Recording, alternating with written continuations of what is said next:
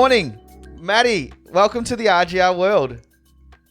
Good morning, brother, and happy birthday, RGR World. Woo! It's fantastic to be here. And my apologies for the glitches earlier on.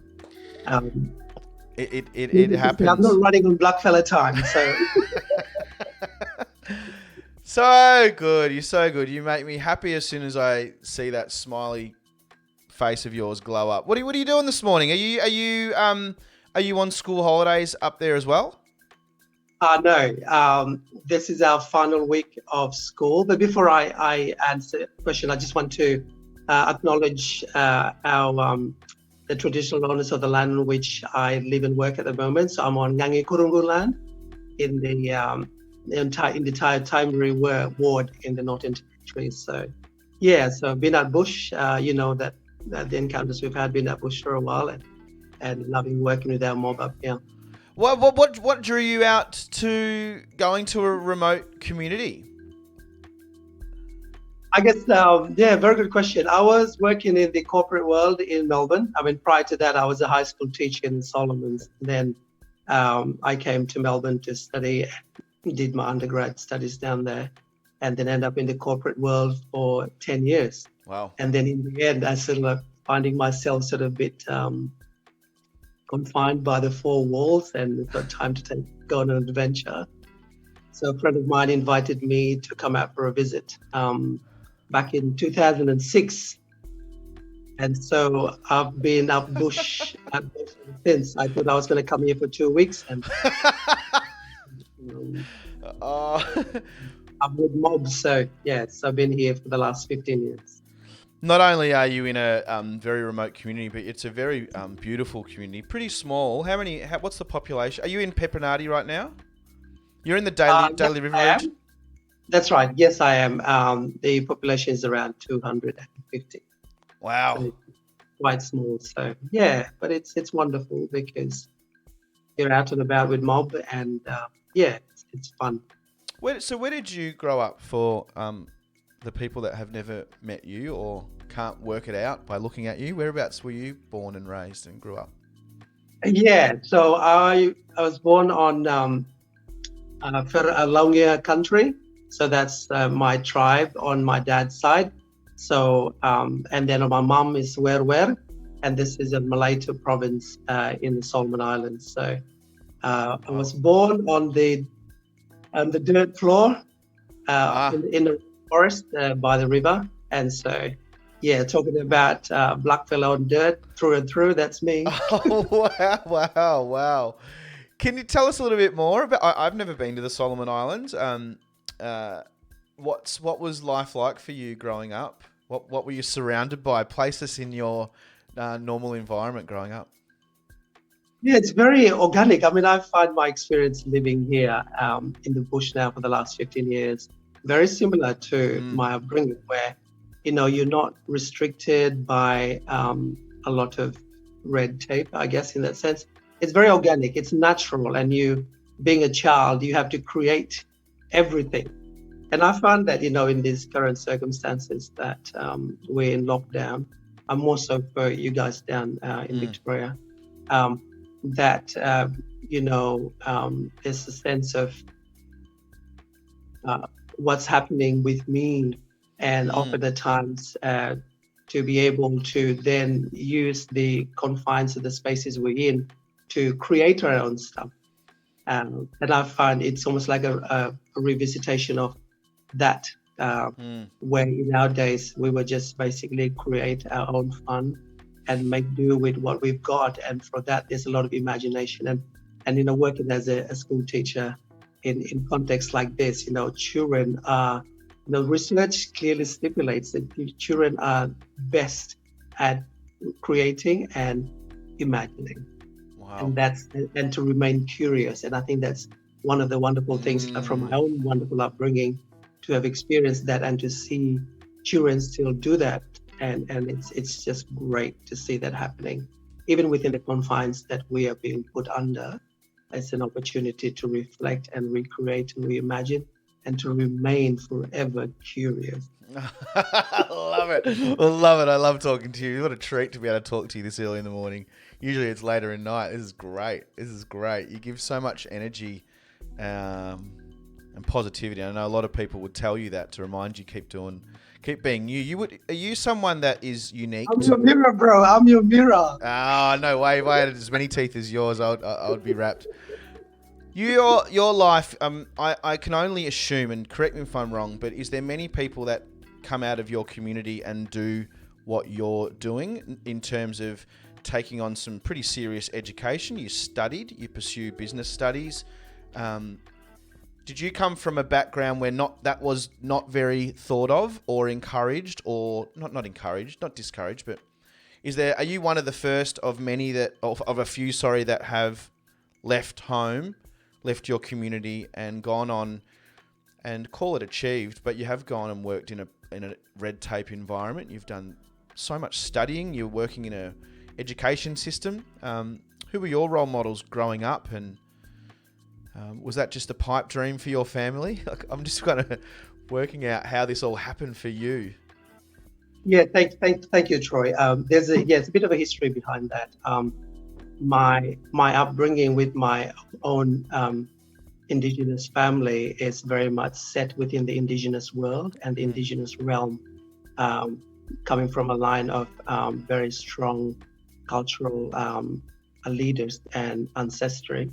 So, like, my first language is Korahai, and we were raised in the language in itself, in that respect. So, like that,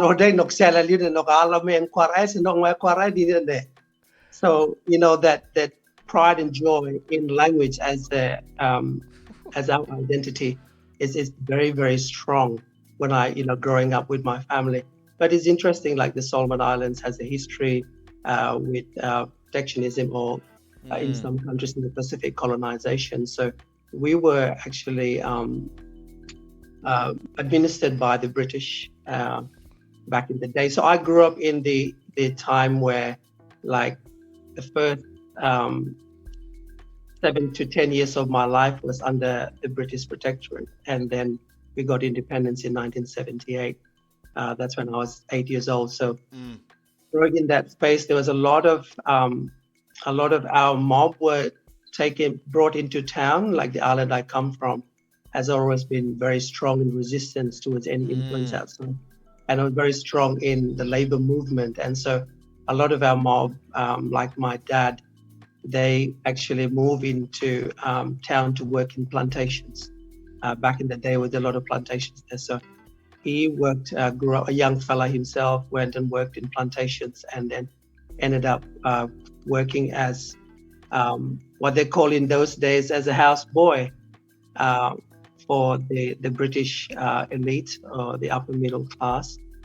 So when he did that, over time, when my mom joined him, and both of them worked as they refer as servants, really. Wow. House boys and house girls. That kind of language is still used to this day in some places. But anyway, and so it was interesting. Like 40 years ago, my mom worked for this English family as a maid, and it was interesting to observe that they have two sons similar age to myself and my younger brother.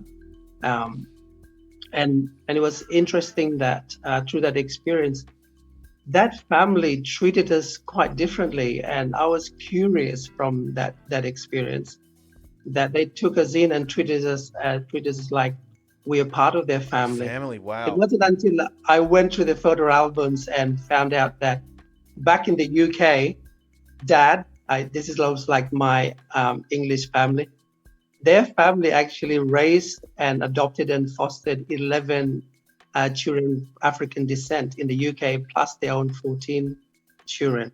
So wow. He was a college university lecturer, and that was the sort of like the convergence of my Indigenous world, and through the relationship with that English family, and we are family now with them as well. 40 years on, there was the birth of my learning within the Western context. And so I grew up pretty much in some way, although my skin is black, I identify as a biracial fella because I was honored and privileged to be raised by both my Indigenous family as well as a white, through love and care for each other.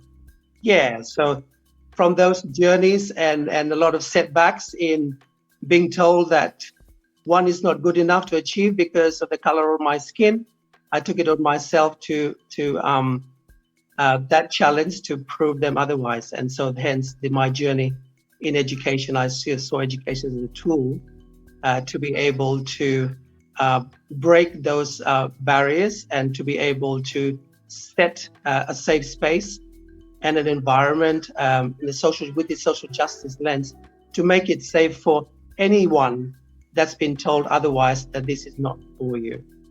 So that's why I'm an activist in the social justice space in education, that everyone has a right, every child has a right to access education and be in a safe space to learn from each other both ways. So, I hold both knowledges with respect and regard, and that we cannot sacrifice one for the other. Every bodies of knowledges have a right to exist, and it's in the convergence and the confluence of these bodies of knowledges that we can recreate something beautiful that is meaningful to us moving forward, I guess. Anyway, I'll stop now and leave that to you. You're so impressive. You're so impressive. You talk about recreating something then. I was trying to hold on for dear life while you're talking there. You're knocking me for six. Like, it's so good. It's such good truth. And you explain it so well. You created a school in Pepe. Is that true? Did I get them? Tell us about the history of the school that I went and visited with you. Yeah, so basically that was on Ngangawumari country. It was an outstation. So Pepe is the hub school back in the day. So I started as a tutor in the Tiwi Islands and then retrained as a teacher. Oh, yeah. And in the Australian context, because my qualifications as a teacher from the Solomon Islands wasn't recognized. And it was interesting to have to go to the experience. But then, that's part of the learning process, that these are some of the rules that we've been subjected to.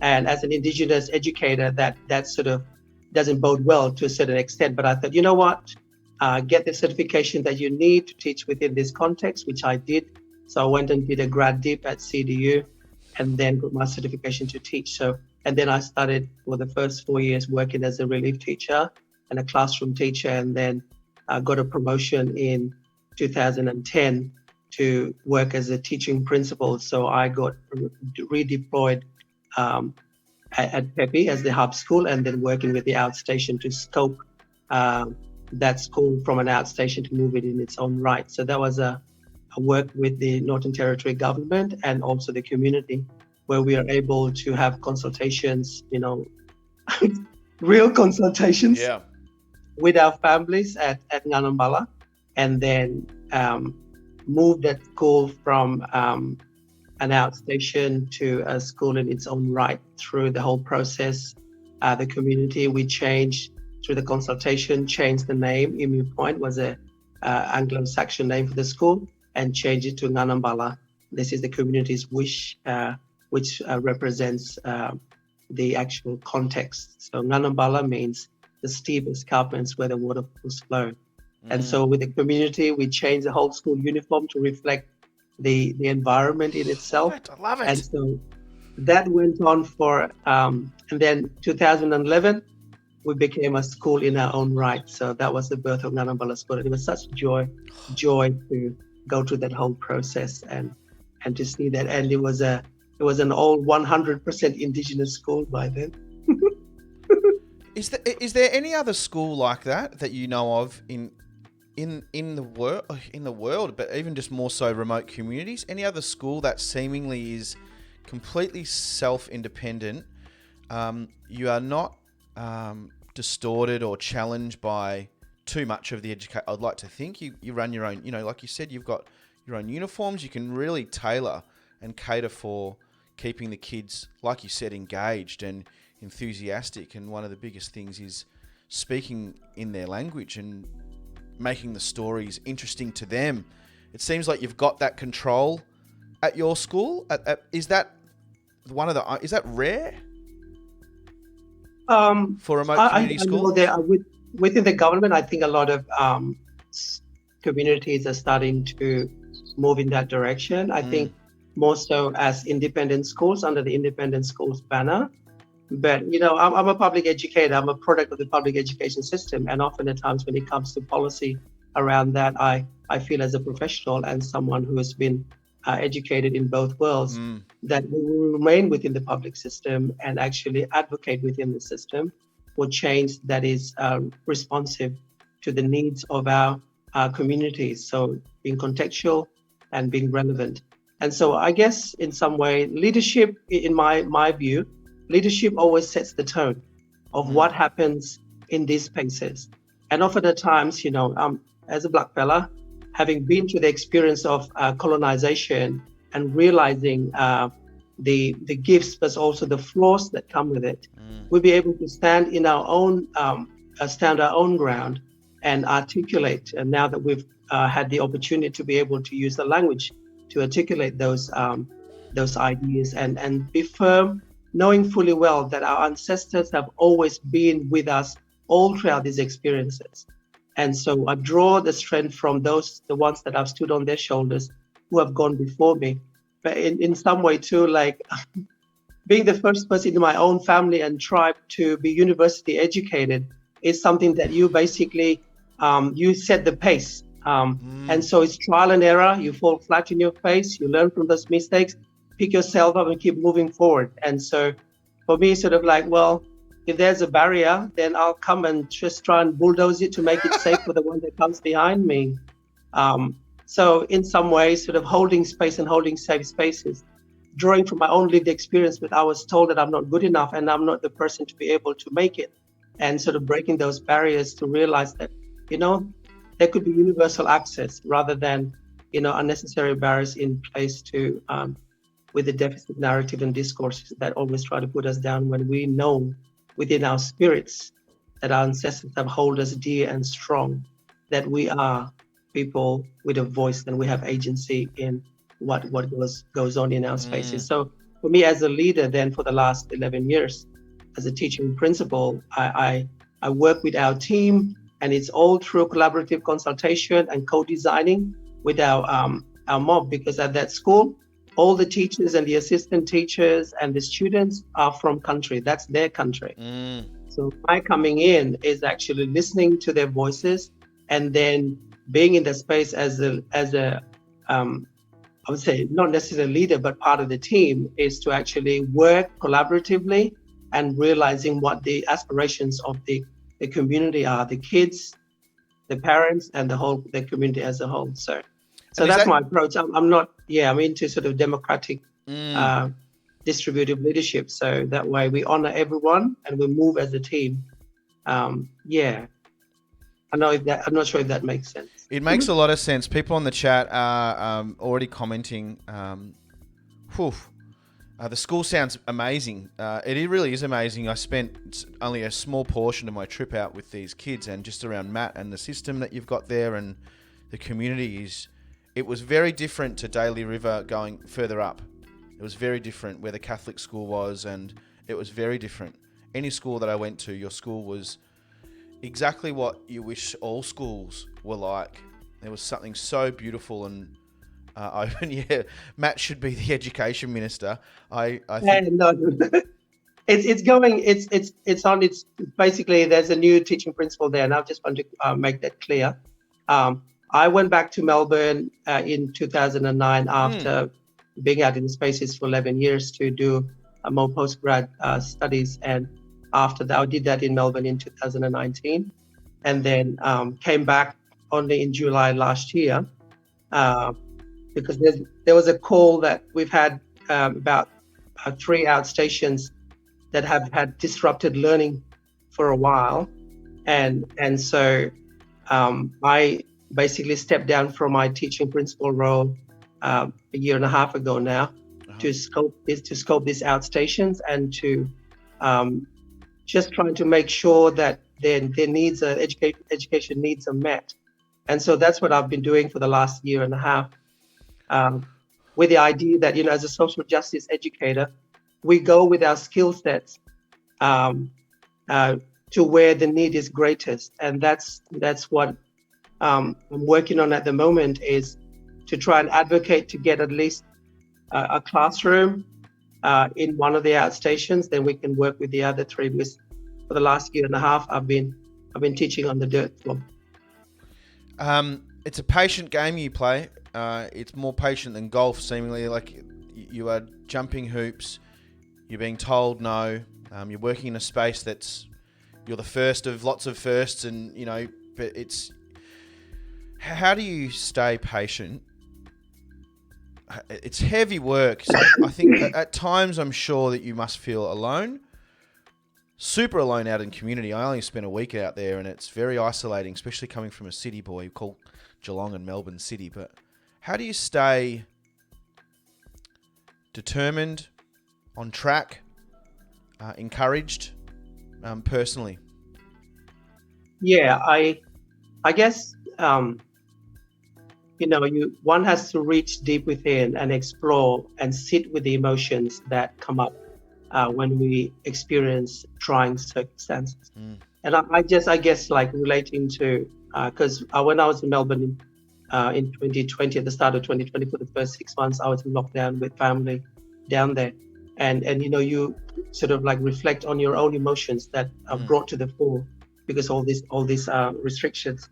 And I guess I have to dig deep and realize what my purpose is as an educator, but also as a First Nations person, and in realizing what is it that I'm doing in these spaces that is meaningful to those that I have responsibility for. Because like as an educator, that's a very, very responsible job. And it's something I don't take for granted, because I know how it has transformed my own personal but also professional trajectory, and realizing, being in these spaces to dig deep. But I know that there's always wonderful people around. I draw on the knowledge of a lot of our elders around here, our authors and our mob, to actually learn, because although, I have been in these spaces, every day is a learning experience because we're working in cross-cultural spaces.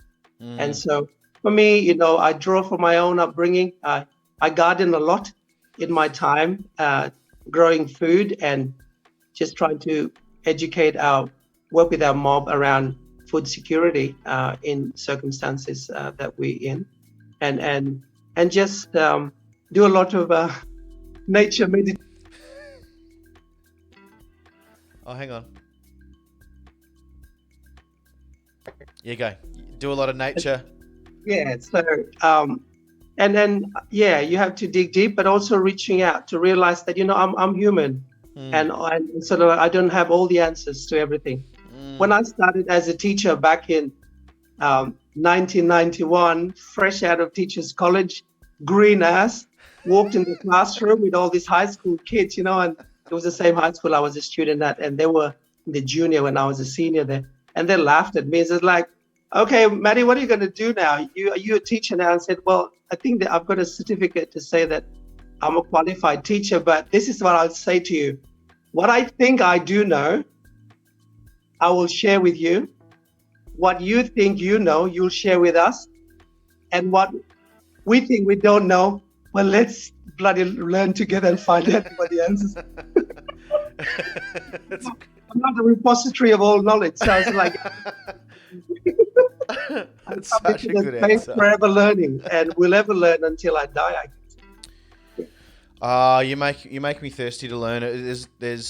Your pace in learning is unrivaled. It's a credit to you. We've got some great comments coming through. Someone's actually you said, what a beautiful, humble, gracious man. Have you considered writing a book about your story and experiences? I am in the process.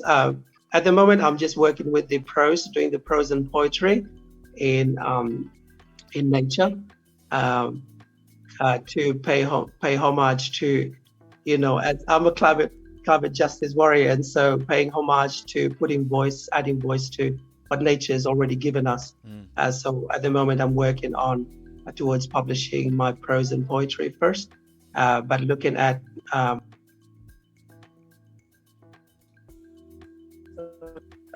writing children's and working with children to be able to realize that, and that is using their own language that they bring into the space. And this is one of the struggles that I have when it comes to education policy. When we talk policy, often at times I work in the my passion is in education language policy. So actually looking at disrupting existing language policy paradigms to realize that a lot of our Indigenous kids come into the space with a full fund of knowledge already. The linguistic repertoire is rich and the cultural repertoire is rich. And so as an educator, it's my responsibility, I guess, to be able to work with that and get that realization. Because I for one, in my own journey, when I went to a boarding school, my language was punished. The first week I spoke culturally, I spoke to my keen in language, and then I was punished. I had to cut grass for 2 hours every Saturday because I spoke my own language in a space that I wasn't allowed to, I was restricted to.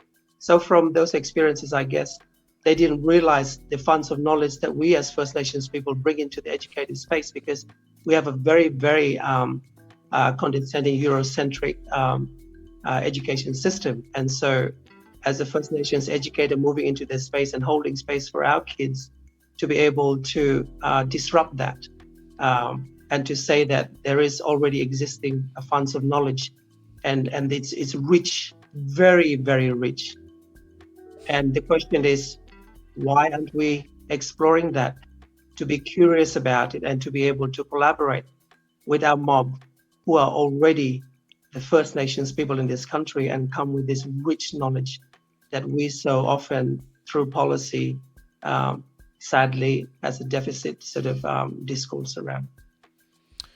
We've got some teachers in the house, Maddie. You're getting me all welled up nice and early in the morning. This is I love hearing you talk, and I'm just grateful that I've been able to share this conversation with the listeners. We've got some people, a couple of teachers online or in the teaching space. Some of them are homeschool teachers, but all are from my old high school. One of them's asked, do you run PDs online for teachers? Have you ever thought of that or done that privately? I'm thinking seriously about moving into that space. I had the wonderful opportunity to do my first presentation in the Teachers Festival in Darwin a couple of weeks ago. Wow. So that was my first time to step into that space. To draw from my own lived experience. Sorry, I'm getting a bit emotional, but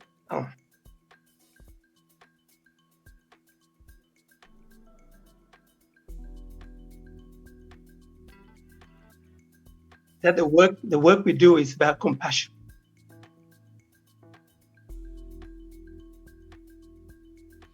When you're told you're not good enough, and the policies reflect that, and demonize your kin, you stand up. That's what I'm trying to do. Maddie, another comment. Richie Hurst says hello. Amazing to hear your voice and your wisdom this morning, brother. Another teacher has said, please write a book for the teachers, or just write about your teaching experiences. Have you got the capability and the poise right now to give us any poetry? Or I know you've got. I did introduce you before you jumped on as trying to explain what kind of person you are. I remember coming back from that trip out at Pepe, and we had a couple of celebratory drinks of the week that was, and you stood up on a table or a chair in the middle of a Darwin restaurant and gave a performance that I'll never forget. Like, who is this human being who's standing up in the middle of a Darwin restaurant while everyone's having dinner, and stood up on that chair and gave a beautiful poem to us? Have you got anything? Sorry to put you on the spot, but that's okay. I'm just trying to get into my computer. There. Okay. We are speaking to Hunhak Matt Gale. I call him Matt, but where's Hunhak? Hunhak, I assume, is a traditional. Yeah, Hunhak is Yeah, Hunhak. That's my culture name. I mean, like culturally, when we're born, we only given one name. Yeah, right. Uh, Yeah. and then with the British influence, we have to have a Christian name. So my family just chucked in Maddie there. But Gale, my surname, that's my father's cultural name, Gale. Yeah. Um, with I'm trying to get my trail of thoughts. With poetry, it's a tool, I guess, to connect and also to share about some of my own sort of lived experience and journey in spaces. Though there's a couple of poetry that I'd like to share with you, and the first one is to pay homage to the spirit of water that up here in this context we're constantly surrounded by bodies of water. Um, and so I will want to share this as a token of appreciation for our esteemed listeners on the on your wonderful show, brother. It's called "In the Stillness of You." In the stillness of you, your mystery hides your depth. In the stillness of you, you behold yet withhold your breath. In the stillness of you, the winter winds danced on your skin, and in a split second you cast your radiant smile in a spin. In the stillness of you, the sun's rays pierced through the darkness of clouds and reflected the shimmering rainbows to the ripples on your skin. In the stillness of you, you dared and shared credulous hope in the dead and thick of darkness of winter. In the stillness of you, only you will ever know your depth, your breadth, and your TRUTH, your truth, in the stillness of you. Thank you, Bala. And there's That's so incredible. I'll That's do so a second incredible. one. I'll do a second one. It's paying homage to our dingo. Oh Dingo. wow, this is too much. This is so good. My eyes glow from the rays of the sunset and turn red as I run through red dust. I am no lioness, no lion, yet my jaws rip and shred the hides of wild buffaloes. I roam the outback high and low. Through floodplains and escarpments I roam. I swim through creeks and billabongs like a brolga in flight. I leap off crocodiles' backs. I am no queen nor king. I am dingo and I roam in the outback. this, this is so good. This is so good. You are And so amazing. and I'll finish with the thing Yes. that I often do three. Oh, okay. Good to know. Good This to know. I this won't is butt in. paying homage, and I want to sort of like really sort of convey this to all of you in lockdown. I know Victoria's been through 6 lockdowns, you know, and I've got family down there still in lockdown, and all of you guys are pretty much in lockdown for a substantial period of time. And I just want to share this poem um, to say, you know, I feel you and what you're going through.